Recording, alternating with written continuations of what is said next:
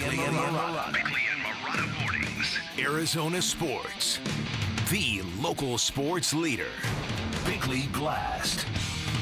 We are a fan base full of heartburn and heartbreak, afflicted by PTSD and scar tissue and the no-ring virus. And that makes us vulnerable, it makes us volatile, it makes us occasionally delusional, like today when we all want to believe that Bradley Beal, the backup, is the long-awaited solution to all of our problems. Do not hold your breath for too long, Suns fans, and that is because Beal doesn't want to come off the bench, which he did on Monday for the first time in 540 games. For one night, he showed great professionalism and respect in a game against the 76ers, but how long will that last, especially if he keeps producing 25 points and 5 assists in 30 minutes? And even if he gets so mad that he relents and waives his no-trade clause, there is no team dumb enough to give him $161 million over the next 3 years to a guy that has missed 39 games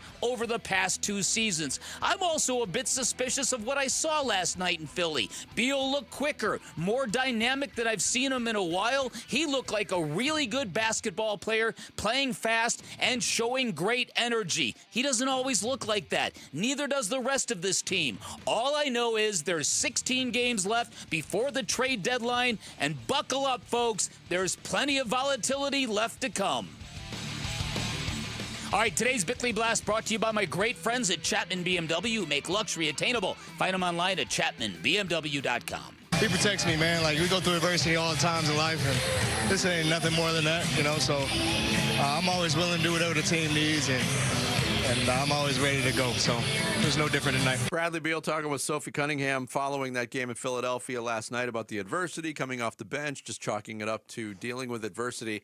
I will say that his on-court television interview with Sophie Cunningham, which that was from, was very upbeat. It was very positive. His body language, his facial expressions, his vote, what he said, it was all positive. Yeah.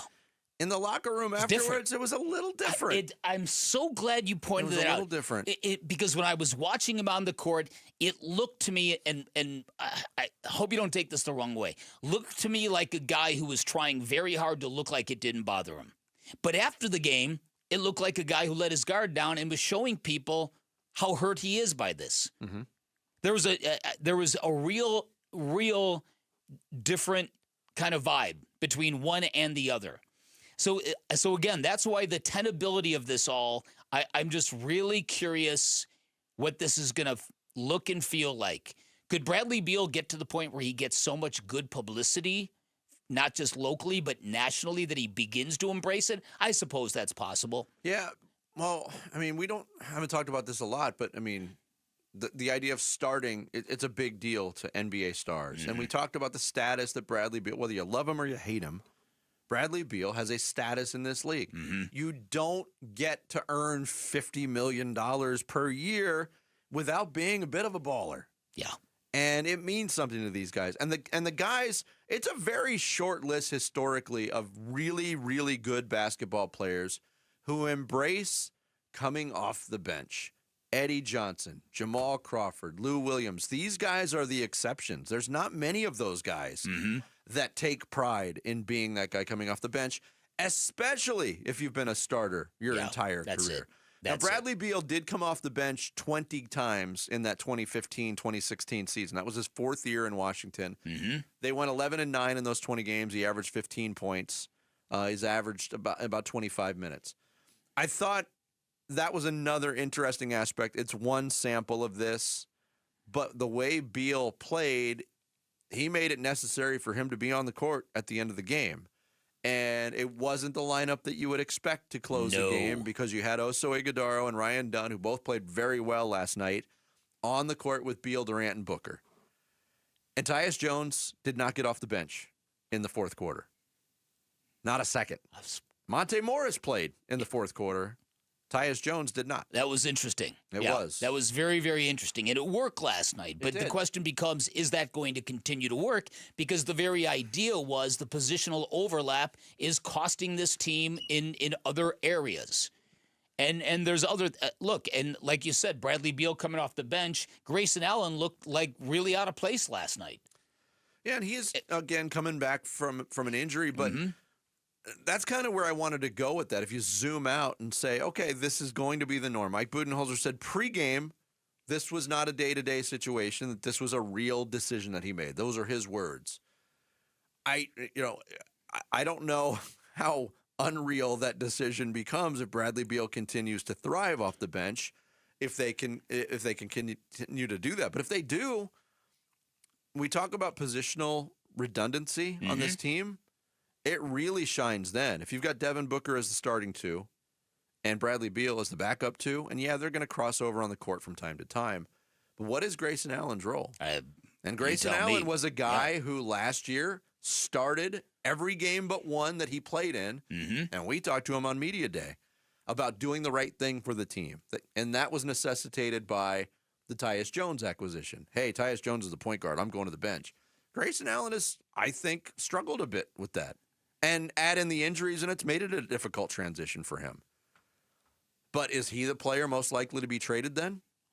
Yeah. I think we would all agree the cast, the deck of cards needs to be shuffled a little bit. Yes, I agree with that. There needs to be something that yes, it's got to be reshuffled just a little bit. You cited the John Hollinger piece where there was some real damning stuff about the aesthetics of the way the Suns had played previous to last night's game in Philly.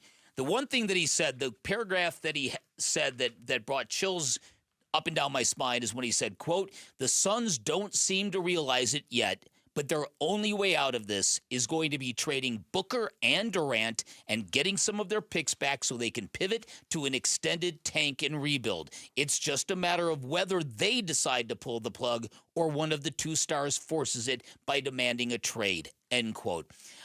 That's the worst case scenario, is getting to that point where you realize this group is not going to win anything, and we're just wasting our time when we need to start rebuilding. That's never going to... Can you see that possibly ever happening, though, with this ownership? That's exactly where I was going to go. Matt Ishbia, in his short time as an NBA owner, has not struck me as a guy who's going to sit idly by and, steer tank for 3 years, steer through a tank job and rebuild. Now, maybe if they do go down that road, his aggressiveness would make the rebuild move a little bit quicker if they had some assets to work with. But I have a hard time picturing that he signs off on that. Unless it becomes forced by one of the players. And I think at some point in time, wouldn't that be a logical conclusion? If they go to Kevin Durant, if this year ends horribly, and then they go to KD and say, KD, what do you think about that 2-year extension? Is he going to be down with that when there's no room to do anything here? These are heavy questions. To me, it would seem more likely if they ever had to trade Kevin Durant and Devin Booker, they would get a ton of draft picks, and then they would trade those draft picks for other stars. I just can't see Ishbia wanting to have 3 years of rebuilding with draft picks and young players. Nobody wants to go through that. Nobody does. Nobody voluntarily says, "Hey, I got a great idea. Let's get wacky. Let's tear this thing down to the studs and rebuild because it." We were just 5 years removed from that. But there are teams like Oklahoma City, for example, that aren't as much as the always try to win now mode as some other franchises are. What are you trying to say? I'm just saying that some teams are always, like the Miami Heat, for example, and Pat Riley, they would always try to reload and they would rather be the 7th seed in the playoffs every year than have a season where they're in the lottery. Yeah, it's a tough decision to make. Rebuilds are hard to sell. It's tough on a fan base. Yeah. When I started the job that I have with them, it was not a fun place to be. No. Because they were going through that rebuild, and they had starting lineups that were younger on average age than college teams that were putting players out. I mean, it's a difficult sell, especially when the ticket prices are what they are. the financial commitment you're asking your fans to make, knowing that they're not going to win, it's difficult. So furthermore, Matt Ishbia has made public promises, plural promises, that we're going to compete for championships every year. We might not win them, but we're going to be in that game. But that was before the idea of this year's team retooled in every way they thought was necessary, being 15-18 going into last night. Yep. Thanks for watching Bickley and Marotta. Click to see the latest Bickley Blast and hit the button in the middle to subscribe to Arizona Sports.